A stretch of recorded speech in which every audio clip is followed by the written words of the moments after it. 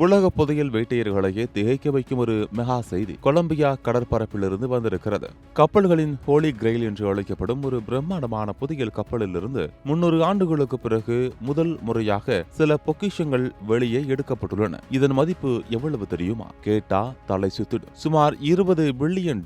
வாங்க இந்த திக் புதையல் வேட்டையின் முழு விவரத்தையும் பார்க்கலாம். முதலில் இந்த கப்பலின் பெயர் சான் ஜோஸ் கேலியன். இது 1708ஆம் ஆண்டு ஸ்பெயின் அரசருக்கு மலை போல நகைகளையும் தங்க காசுகளையும் ஏற்றிச் சென்றபோது பிரிட்டிஷ் படையால் தாக்கப்பட்டு கடலில் மூழ்கியது. இந்த கப்பலில் சுமார் 11 மில்லியன் தங்க மற்றும் வெள்ளி காசுகள், விலைமதிப்பற்ற மரகத கற்கள் என ஒரு பெரும் புதையலை இருப்பதாக சொல்லப்படுகிறது. 2015 இந்த கப்பல் கண்டுபிடிக்கப்பட்டதிலிருந்து இது யாருக்கு சொந்தம் என்று ஒரு பெரிய பஞ்சாயத்தை நடந்து கொண்டிருக்கிறது. இந்த நிலையில்தான் முதல் முறையாக கொலம்பியா அரசாங்கம் அந்த கப்பலில் இருந்து சில பொருட்களை வெளியே எடுத்துள்ளது. அது என்ன தெரியுமா? ஒரு பழங்கால பீங்கான் கோப்பை, 3 தங்க காசுகள் மற்றும் மிக முக்கியமாக 300 வருடங்களாக கடலுக்கு அடியிலிருந்தும் கொஞ்சம் கூட சேதமடையாமல் அப்படியே பளபளக்கும் ஒரு பிரம்மாண்டமான வெண்கல பீரங்கி. கொலம்பியா அதிபர் குஸ்டாவோ பெட்ரோவே அந்த பீரங்கியை ஆச்சரியத்துடன் பார்க்கும் புகைப்படங்கள் வெளியாகி உலகையே திரும்பி பார்க்க வைத்துள்ளது.